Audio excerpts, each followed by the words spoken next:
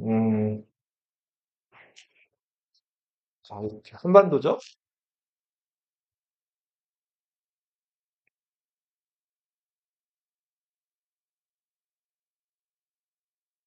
만리, 장성. 이렇게 흘러나가는 강이 무슨 강이에요? 오, 드디어 나오는구나, 이제. 요하의 동쪽 뭐라 그래요? 요동. 요하의 서쪽을. 감격스럽습니다. 드디어. 어우, 잘했어요. 네.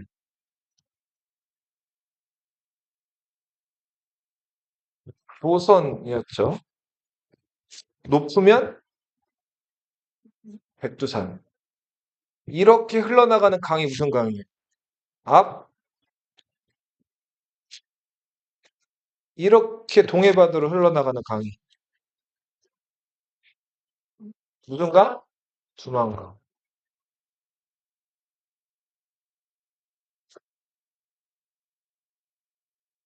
명나라가 망하고 들어서는 나라. 무슨 나라? 청나라. 청나라죠. 그리고 청나라 서남 쪽에 있었던 이 나라. 배, 들어봤죠? 네.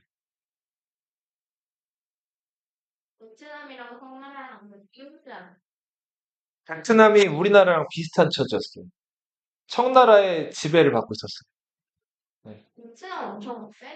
셌죠. 천년 동안 중국 지배받다가 독립하고 다시 중국 지배를 받게 됐어요. 요 무렵에. 베트남은 항상 만만치 않았어요. 오랫동안 지배를 받더라도 항상 그 안에서 반란이 일어나다 결국은 외세를 다 어떻게 했어요, 베트남이. 다 몰아내버렸단 말이에요. 그죠? 청나라 강했죠. 근데 이 청나라가 200년 동안 아주 강했어요. 그 기병을 이용해가지고 이 50만밖에 안 되는 만주족이 4억 중국 일국을 다 지배했다 그랬죠. 자, 그러면 중국인들을 효과적으로 지배했는데, 자, 19세기부터 자, 분위기가 달라져요. 일단 청나라가 내부적으로 부패를 하기 시작해요. 고인물은 반드시 썩는다 그랬죠. 자, 뛰어난 황제, 여러 황제들이 등장하면서 정치를 잘 하다가 이제 중국은 황제 권력이 엄청 세단 말이에요. 우리나라랑 달리. 우리나라는 대관이 아니 되옵니다 하면 못 하잖아요. 근데 중국은 그게 없어요. 물론 제한 장치가 있긴 한데 황제가 훨씬 더 위에요. 황제가 이렇게 하자 그러면 해야 돼요. 자, 근데 이제 문제는 뛰어난 황제들이 등장했을 땐 그게 문제가 안 됐는데 그렇지 못한 황제들이 등장하면서 조금씩 이제 중국이 문제가 생겨요. 그리고 황제가 있으면 황제 주변에 황제를 모시는 누가 있어요? 고자들. 환관들이 있죠. 이 환관들이 뇌물이나 이것저것을 받아먹으면서 부패하기 시작을 한다고. 그래서 청나라 요 19세기 들어설 무렵에는 이 청나라도 부정부패, 뇌물 받고 이런 것들이 만연해가지고 점점 나라 기강이 무너져 가고 있었어요. 그래도 청나라는 워낙 큰 이제 나라였고 이제 동양을 쥐락펴락하는 나라였기 때문에 꿋꿋했어요. 근데 이 청나라가 당시 이 서양의 여러 나라들이 청나라에게 무역을 하자고 요구해 왔단 말이에요. 대표적인 나라가 영국이란 나라였어. 어느 나라? 영국은 차를 많이 마시는 나라예요. 들어봤어요? 티타임 이런 게 있잖아요.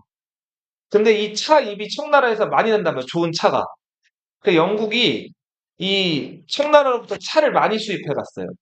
그리고 그 대가로 청나라가 요구하는 은을 지불했어요.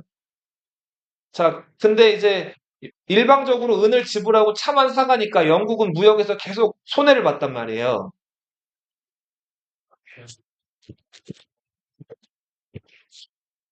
영국은 청에다가 은을 가져다 바쳤다고 그랬죠? 대신에 뭐를 사왔다고요? 차를 사왔어요. 자, 이런 형태의 무역을 편무역이라고 불러요. 한쪽만 이익을 보는 무역. 어느 나라만 이익을 보여요. 청나라만 이익. 영국은 이게 싫어서 이제 자기네 물건을 좀 팔고 싶었어요. 당시 18세기에 영국은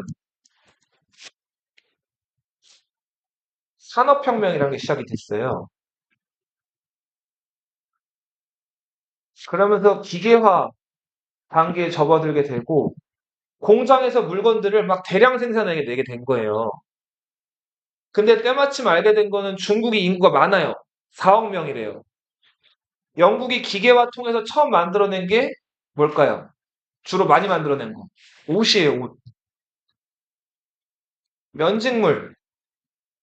인도에서 솜을 수입해다가 이 솜을 기계를 돌려가지고 이 직물로 만들어내는 거예요. 면 제품으로. 네.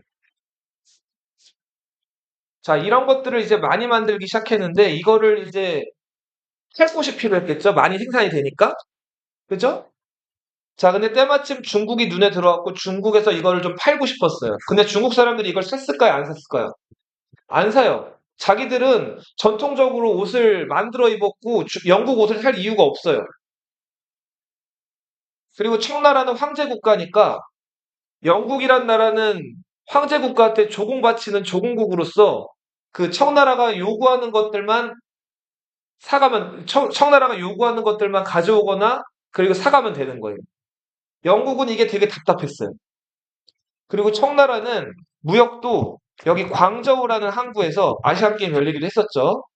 여기서 제한된 그 구역에서 제한된 상인들한테만 물건을 사가게끔 했단 말이에요. 영국은 이래저래 중국과의 무역이 불만이 많았어요. 더 많은 것들을 팔고 싶었고, 네. 일방적으로 차만 사갈 게 아니라 자기네 옷을 팔고 싶었단 말이에요. 근데 중국은 요지부동 응하지를 않았단 말이에요. 영국이 식민지로 삼은 나라 중에서 그냥 여기다 쓸게요. 인도라는 나라가 있었죠.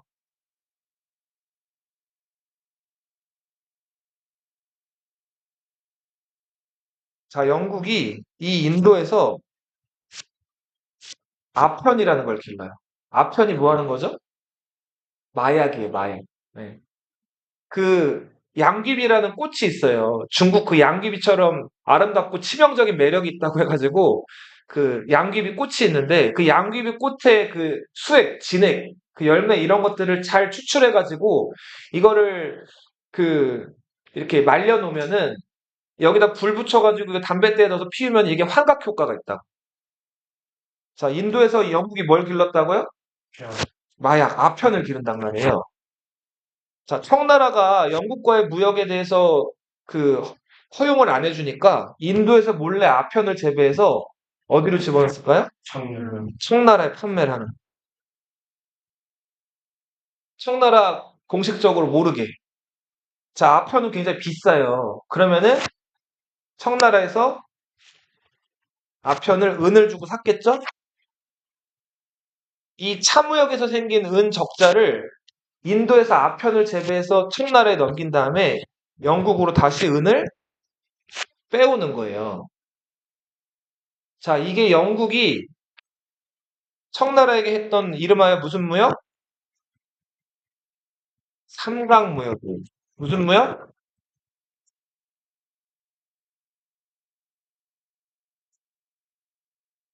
사실은 인도에서 은을 빼올 때도 그냥 빼온 건 아니고 인도에도 뭔가를 줘야 될 거 아니에요. 은을 빼왔으니까. 자, 그러면은 그 영국 사람들이 인도에는 뭘 팔았을까요? 공장에서 찍어낸 옷을 팔아요. 근데 선생님, 인도도 그 옛날 사람들이고 영국 옷을 입을 필요가 없었을 것 같은데요? 라고 질문할 수 있죠. 실제로 그 인도는 아주 오랜 옛날부터 그 인도에 가면은 따뜻하기 때문에 솜, 자, 솜이 면화라는 꽃의 열매거든요. 그 면화가 지천에 널려 있어요. 인도 땅덩어리도 넓은데 면화가 엄청 많이 난단 말이에요. 그래서 아주 오랜 옛날부터 인도 사람들은 그 솜을 실로 만들어가지고 자기네가 옷을 잘 입었단 말이에요. 그래서 처음에 영국이 인도에 진출했을 때는 오히려 영국 사람들이 인도 옷을 사 입었어요.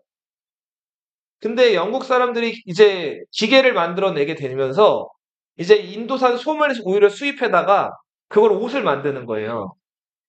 그 다음에 값싸고 좋은 공장에서 찍어낸 옷들을 인도에 팔기 시작한 거예요. 자, 그렇게 해서 아무튼 인도에서 은을 빼오기 시작했다고. 자, 영국만 이익을 보고 청나라, 인도가 다 무역으로 마이너스가 되는 이런 무역을 무슨 무역이라고 한다? 청나라에서 임칙서란 관리를 여기에 보내요. 당시 이 광저우 항구랑 이 항구 주변에서 그 아편을 흡입해가지고 여기서 폐인이 된 사람들이 엄청 많아졌단 말이에요. 마약 중독이 돼가지고 이거 단속해야겠죠. 알고 보니까 영국이 뒤에 있었던 거예요. 그래서 그 아편 무역하는 현장을 덮쳐가지고 그 임칙서랑 관리가 아편을 다 몰수해요.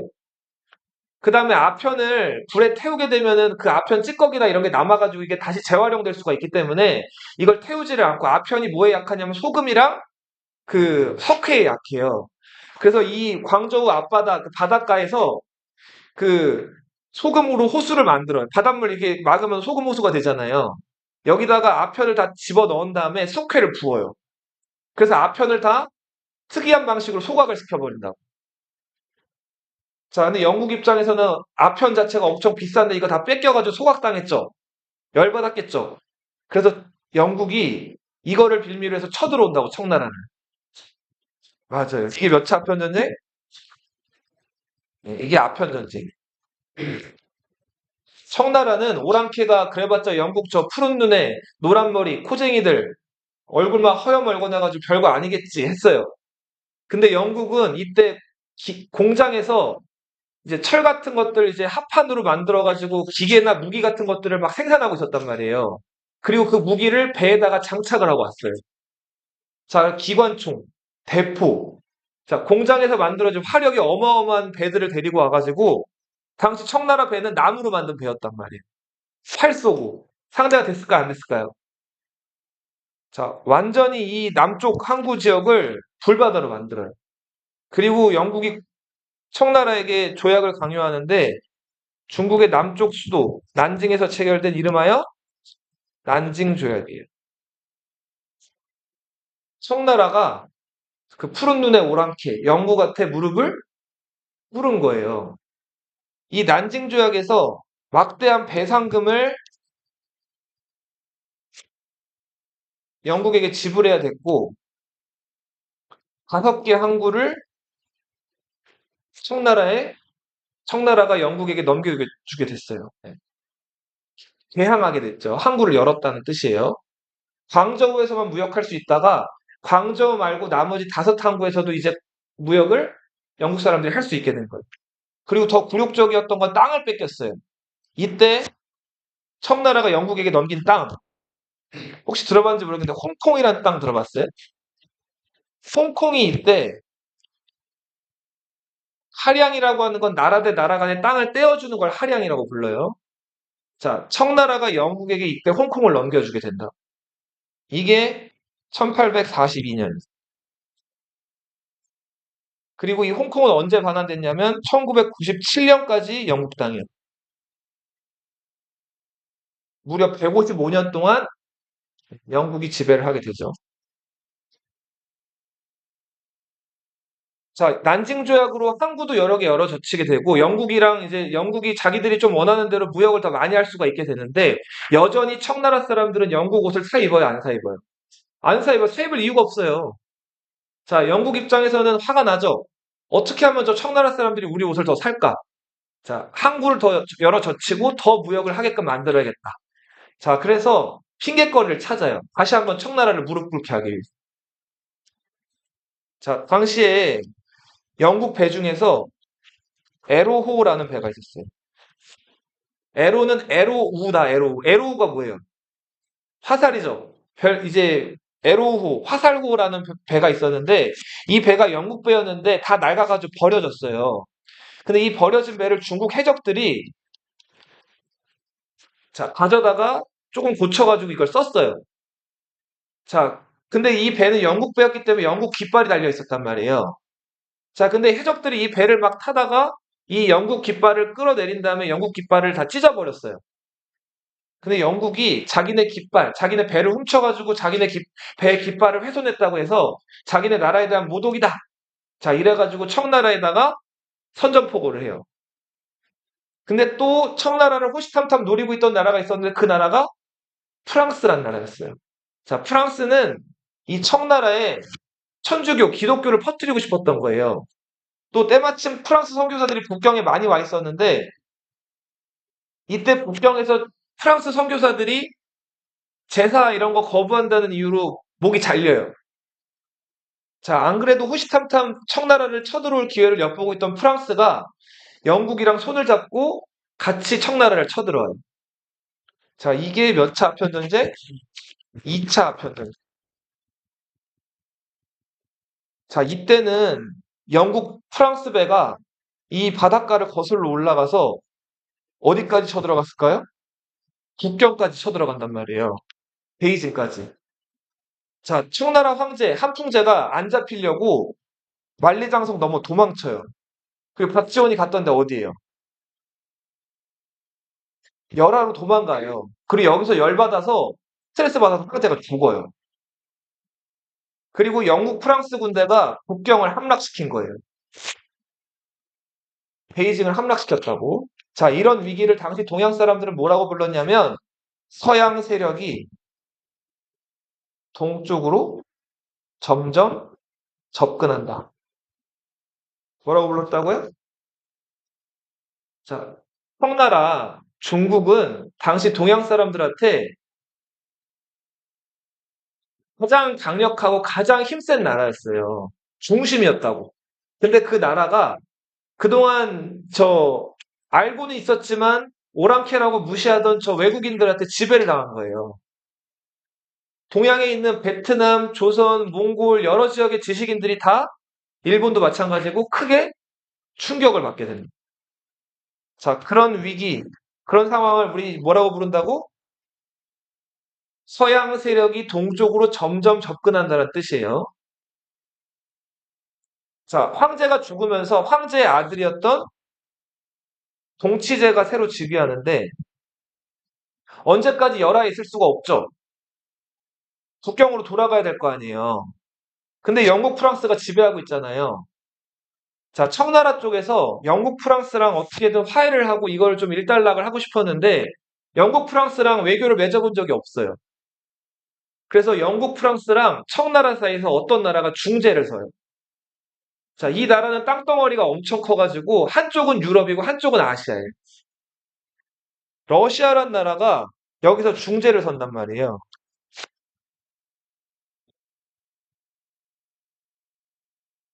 자, 세상에 공짜가 있어요, 없어요?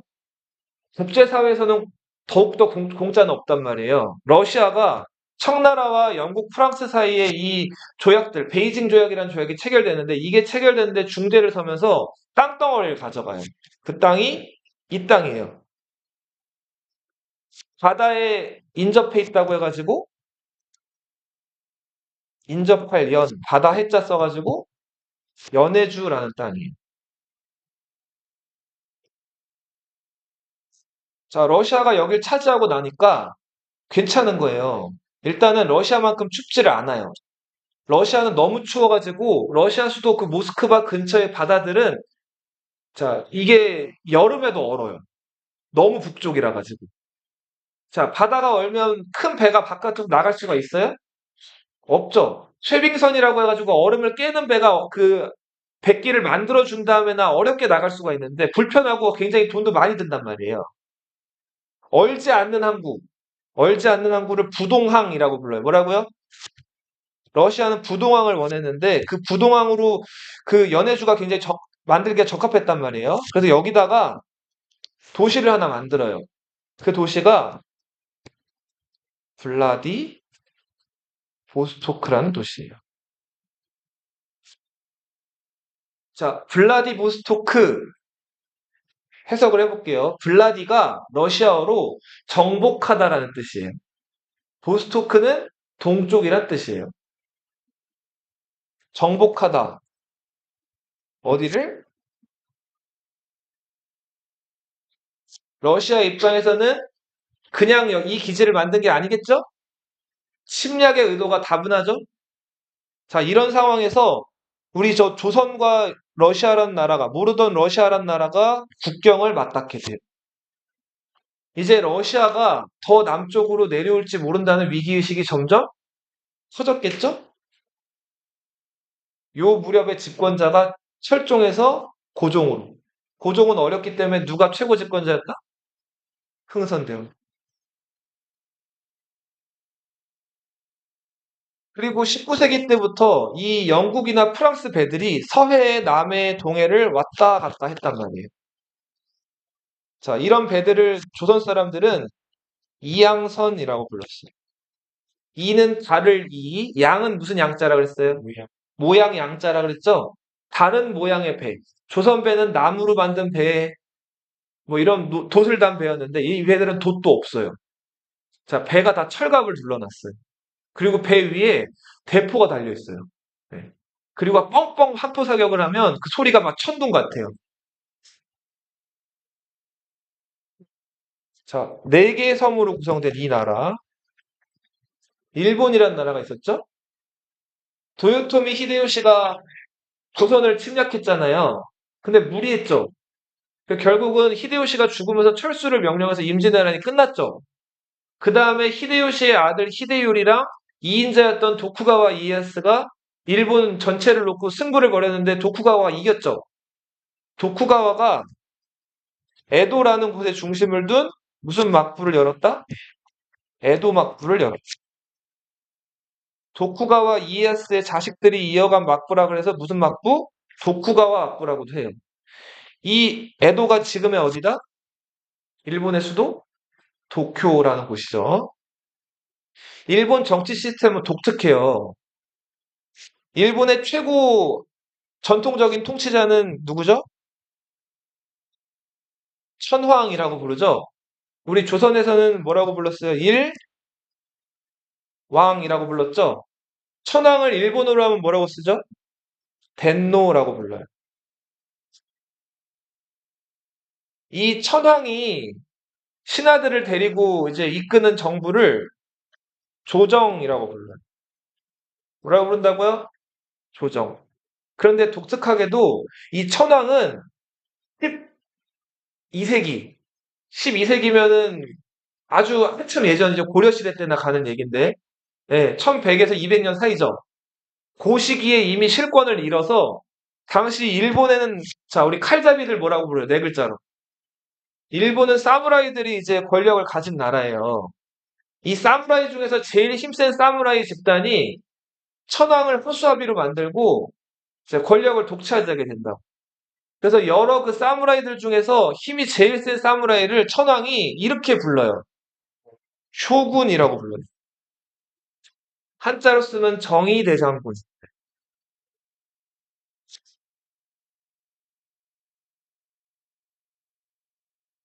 이 쇼군이 이제 그 중심을 둔 자기 근거지로 둔 곳이 처음에는 가마쿠라였다가 교토였다가 요 히데요시가 죽고 나서는 네 맞아요. 에도에 정하게 된다고요. 도쿠가와 이에야스에 의해서 이 쇼군이 이끄는 쇼군의 신하들로 구성된 정부를 막부라고 불러요. 자, 근데 실권이나 힘은 누가 더 셌다? 조정 막부? 막부가 힘이 더 셌단 말이에요. 천황은 나라의 대표고 일본의 얼굴 마담인데 힘은 있어요, 없어요? 없어요. 힘이 있고 일본에서 실권을 휘두르고 있던 거는 막부였다. 그리고 그 막부의 지배자 쇼군. 쇼군은 당시 성이 뭐였다고요? 도쿠가와 이에야스의 후손들. 자, 근데 도쿠가와 막부가 실제로 통치한 지역은 한 요 정도고 나머지 지역들은 여러 사무라이들이 다스리고 있었는데 이 여러 사무라이들을 우리말로는 영주라고 불렀고 이들이 그 아이, 일본어로는 다이묘라고 불렀어요. 뭐라고요? 이들 우리말로 뭐라고 불렀다고요? 영주. 다이묘들이 다스리던 곳을 번이라고 불렀어요. 울타리 번자예요. 뭐라고요? 번. 네. 이 다이묘들은 도쿠가와가 힘이 워낙 세니까 도쿠가와한테 개별적으로 복종을 했어요. 자, 근데 그런 사회가 일본 사회였어요. 1853년에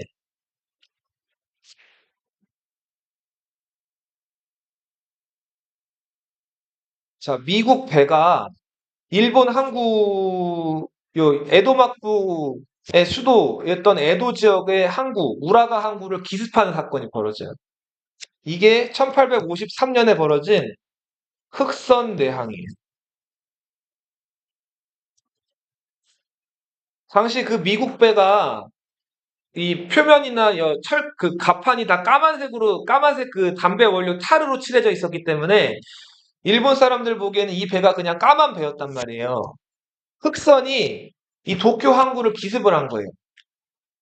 이때 미국이란 나라가 이걸 주도했고 미국의 페리 제독이 이걸 주도했죠. 자, 에도막부는 여기에 대해서 제대로 대응도 못 해보고 막 그 미국 배들이 와서 함포 사격을 하니까 여기에 잔뜩 겁을 먹었단 말이에요.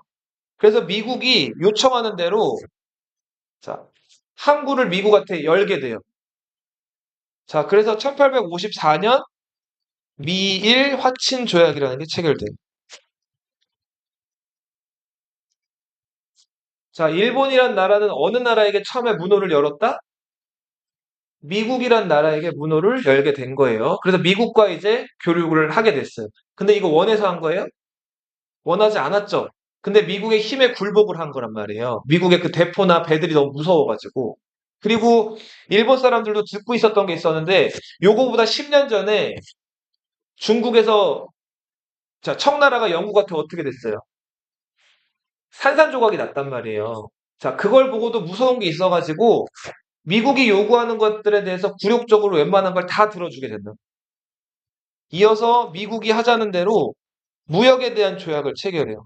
수호, 서로 잘 지내보자는 뜻이에요. 통상이 무슨 뜻이에요? 통상? 무역하는 걸 통상이라 그래. 서로 통한다 해가지고. 미일수호 통상조약. 친하게 지내자 화친조약. 여기서는 뭐가 체결되냐면 최혜국 대우라는 게 체결돼요. 일본이 미국 외에 프랑스든 독일이든 조선이든 어떤 나라랑 따로 외교 관계를 맺을 때 최혜국인 미국이 보기에 자기네 나라에 유리한 게 있으면은 미국이 그 조항을 그대로 가져오는 거예요. 자, 이거를 이제 미국을 최혜국으로 대우해 준다. 그래서 무슨 대우라고 한다? 최혜국 대우라고 한다. 자, 뭐 이런 조약들이 이제 체결이 되는데 이거 일본이 원한 것도 아니었고 굉장히 굴욕적인 조항이었단 말이에요. 자, 이거를 주도했던 게 당시 어느 정부? 도쿠가와 막부가 이걸 주도했단 말이에요. 일본 무사들 중에서 도쿠가와 막부에 대해서 손가락질을 해요. 저렇게밖에 정치 못하냐? 당시 요 남부에 있던 조슈본, 아까 그 다이묘들이 다스리는 지역을 번이라 그랬죠? 조슈본과 여기 규슈 지역에 있던 지금의 가고시마 현이라는 동네인데 사스마번 자, 이 번을 다스리던 다이묘들끼리 연합을 해서 도쿠가와 막부랑 전쟁을 벌인단 말이에요. 그러면서 저 미국 놈들, 영국 놈들 무서워할 게 아니야. 미국 놈들, 영국 놈들 우리가 멋지게 이겨볼게 하고 미국하고랑 영국한테도 도발을 해요. 미쳤죠? 자, 그래서 이 스스마본 조슈번이 미국, 영국한테 도발을 해가지고 전쟁을 벌이는데 어떻게 됐을까요? 참패를 당한다고. 그냥 그 영국이 대포랑 미국이랑 연합해가지고 대포나 뭐 총이나 여러 가지를 가져온 다음에 이 사스마번과 조슈번 마을을 하나 정해놓고 여기를 진짜 불바다로 만들어버린다. 한포 사격을 해가지고. 자, 그래서 처음에 이 여러 다이묘들이 도쿠가와 무능을 질타할 때 뭐라고 얘기했냐면 존왕양이라는 얘기를 했어요. 어려운 얘기들 많이 나옵니다. 여기서 양이가 뭘까? 양이. 미국이나 영국 놈들, 우리에게 굴욕적인 조약을 안긴 미국이나 영국 놈들을 몰아내자는 거예요. 존왕은 뭘까? 존왕. 왕이 들어갔죠. 천황을 상징해요. 지금 최고 권력자는 원래 천황이어야 되는데 천황을 허수아비로 만들어 놓고 쇼군이 정치를 하고 있잖아요. 이게 잘못됐다는 거예요. 그리고 무능력하게 저 미국, 영국 놈들한테 문을 열었잖아요. 그러니까 도쿠가와 정부, 막부 물러나고 천황이 다시 권력을 회복해야 하고 영국이나 미국 같은 오랑캐들은 물러가라는 거예요. 자, 이게 무슨 운동? 존왕 양위 운동이요. 자, 근데 미국이랑 영국이랑 한번 붙어봤다 그랬죠. 어떻게 됐다 그랬어요? 참패를 당했다 그랬죠. 그랬더니 슬그머니 뭘 뺐을까요? 양이론을 빼요. 자, 붙어보니까 이길 수가 있어요? 이길 수가 없어요. 자, 일본 사람들 특징. 자, 한번 막 기세 좋게 덤벼요. 니네 별거 아닌 섬 사람들 정보가 없잖아요. 지네가 잘난 줄 알고 덤빈다고. 근데 붙어보면 보통 어떻게 될까요?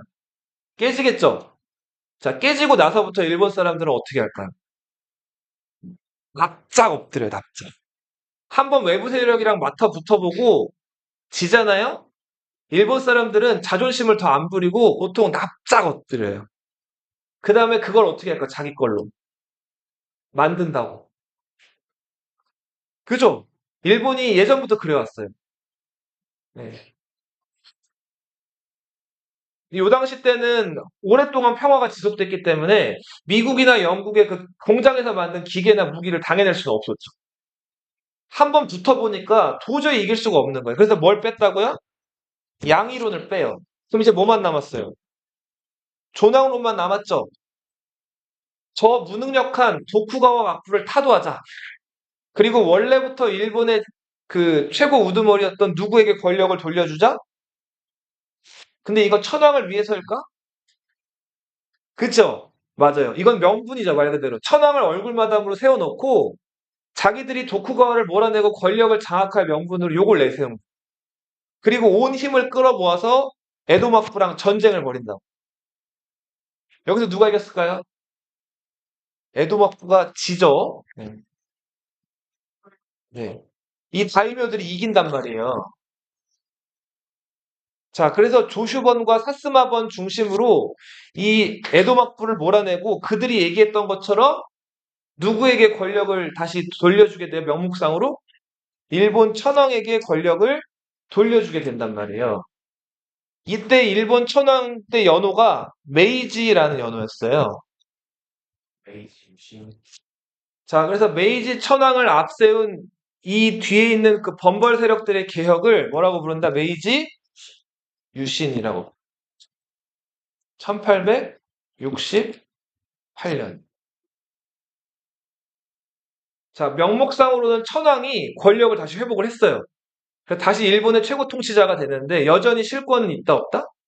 없어요. 실권은 이 도쿠가와 막부를 무너뜨린 이들한테 있었다고. 자, 근데 이들은 아까 영국, 미국이랑 붙어봐서 크게 졌다 그랬죠. 대신에 얘네들을 이제 졌으니까 얘네를 센 걸 보고 얘네를 배워야 된다고 생각을 했다 그랬죠. 그래서 이때부터 이 과거의 사무라이들, 무사들이었던 이 범벌들이 외국 문화들을 막 배우기 시작해요. 자, 이때 사상적인 단초를 제공했던 사람이 후쿠자와 유키치라는 사람이었는데 타라 입구라는 얘기를 했어요. 아시아에서 탈출해서 구로 들어가자는 거예요. 이 구가 뭘까요? 구.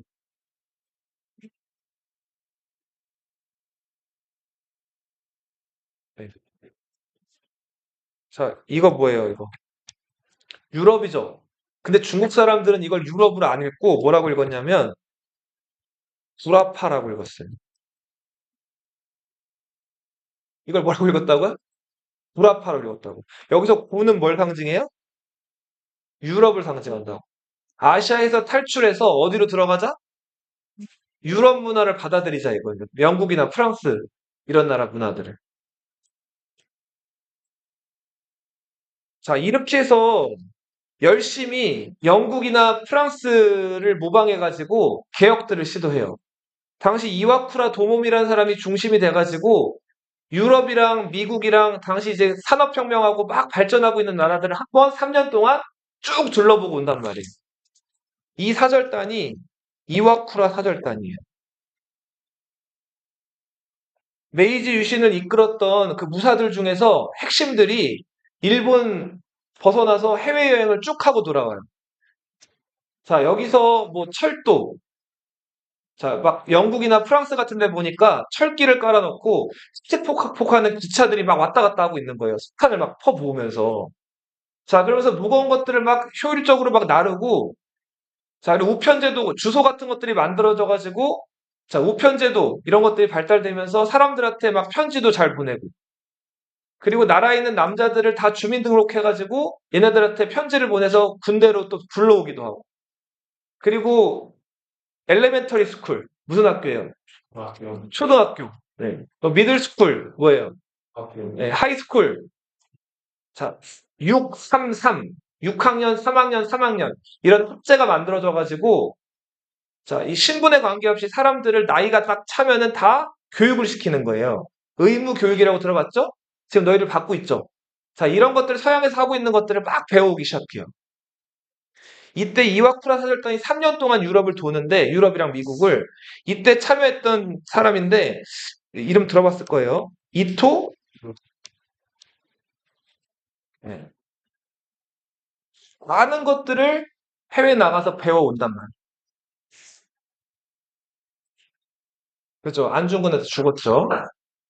자, 그렇게 해서 일본은 메이지 유신이라는 개혁을 하게 된다. 이제 서양 것들을 막 배우고 있었어요. 요거 하나 하고 마칠게요. 봐. 자, 청나라도 일본처럼 지금 서양한테 졌죠. 자, 일본은 미국한테 졌고 영국도 같이 거기다 숟가락을 얹었고 청나라는 영국, 프랑스에게 아주 대패했죠. 황제가 도망가서 죽고 막 이랬잖아요. 청나라도 이래서는 안 되겠다 해가지고 자체적인 개혁을 해요. 이게 청나라의 양무운동이라는 거예요. 무슨 운동?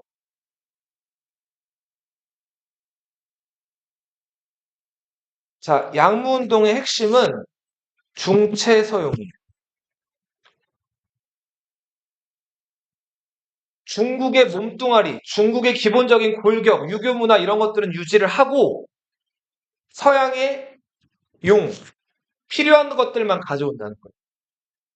중국이 영국, 프랑스의 대포에 졌죠. 서양의 무기, 대포, 자, 요런 것들만 배워오자는. 근본적으로 다 바꾸자는 거예요? 무기나 필요한 것들만 가져오자는 거예요. 왜? 중국은 우월하니까, 정신적으로는. 이게 양무운동. 그래서 막 공장 같은 거 만들어지고, 기계나 대포 같은 것들을 막, 자, 외국 따라서 만들게 돼요. 메이주시는 좀 달랐어요. 완전히 일본 것들을 내려놓고, 유럽식, 미국식으로 바꾸자는 거예요. 당시 유럽을 가보니까, 철도, 우편 이런 것뿐만 아니라, 영국 같은 경우에는 왕이 있는데, 왕이 권력이 없어요. 그리고 국민들이 막 투표 같은 걸 하네? 그리고 국회의원을 뽑아요. 그리고 국회의원들이 법을 만들어요. 그리고 나라를 법으로 다스리는 거예요. 그리고 막 법이 필요하면은 이 의원들끼리 모여가지고 막 서로 토의를 해요. 그 다음에 또 새로운 나라를 위한 법들을 만든다고. 그리고 계속 투표를 하고 민주적으로 선거를 한다고. 무슨 주의? 민주주의. 정치, 투표. 자, 이런 것들을 그대로 일본에 가져오려고 한단 말이에요. 물론 이 사람은 칼잡이니까 처음부터 일반 백성들이나 힘없는 사람들한테 투표권을 줬을까요? 그러진 않았겠죠. 하지만 칼잡이들이 이런 것들을 보고 서양처럼 많은 것들을 바꾸려고 해요. 개혁에 대해서 더 적극적이고 더 근본적으로 다 바꾸려고 했던 나라는 일본 어느 나라? 일본이었죠. 여기까지 할게요.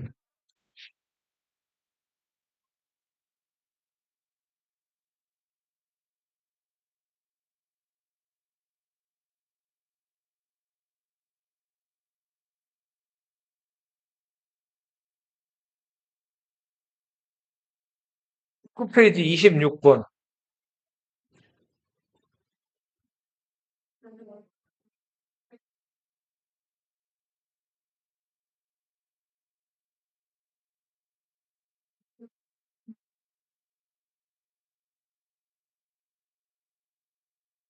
30번,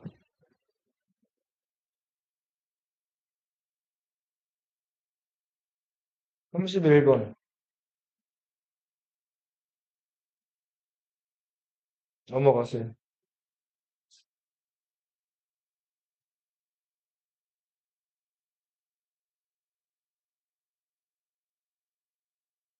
30페이지 25번.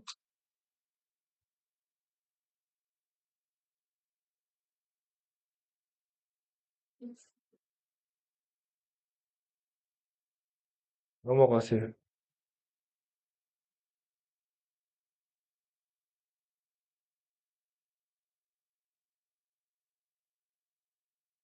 넘어가세요.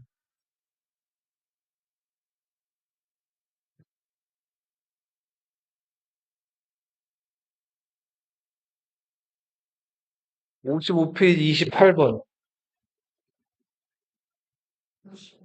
네. 넘어가세요.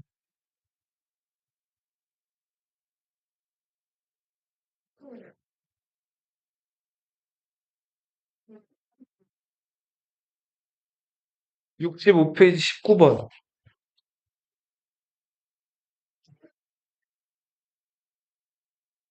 21번.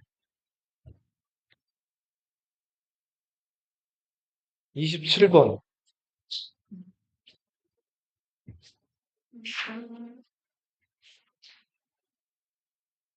까지. 이것 좀 봐. 이거 요거 마지막으로 봐. 그냥 봐. 빨리 빨리 얘기할게.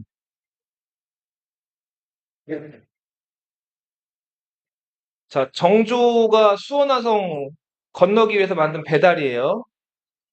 자, 인왕제 색도, 인왕산의 모습을 사실적으로 그렸죠? 금강전도, 겸재정선의 진경, 산수화. 겸재정선의 뭐라고요? 자, 정조의 명령으로 백성들의 삶을 잘 보고 나서 묘사했던 사진기자 역할을 했던 김홍도의 서당도. 자, 여자가 항상 등장하는 신윤복의 단오풍정, 단오날 그네 타는 거. 여자들 항상 등장하는 거. 까치와 호랑이 그림. 호랑이가 우스꽝스럽죠? 관리들을 풍자한 거예요. 민화라고 해요, 이런 것들을. 물고기 그려져 있죠? 돈을 상징한다고 그랬죠? 불을? 자, 그리고 여기, 이거 무슨 자자예요? 한자 뭐예요, 이거? 왜 이거 썼을까요? 아들 낳게 해달라고. 자, 그리고 조선시대 후기에는 백자는 백자인데, 여기다가 파란색 염료, 코발트를 넣어가지고 만든 백자예요. 무슨 백자? 청화백자. 청화백자는 청자예요, 백자예요? 백자죠, 백자? 분청사기는 백자예요, 청자예요? 청자죠? 동학의 창시자 수훈, 경주의 몰락 양반이라 그랬죠? 인내천, 동학. 김정희가 그렸다는 유배 가서 그렸다는 그림.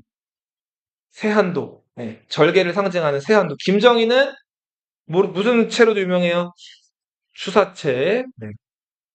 진흥왕 순수비라는 거 밝힌 사람도 김정희라 그랬죠?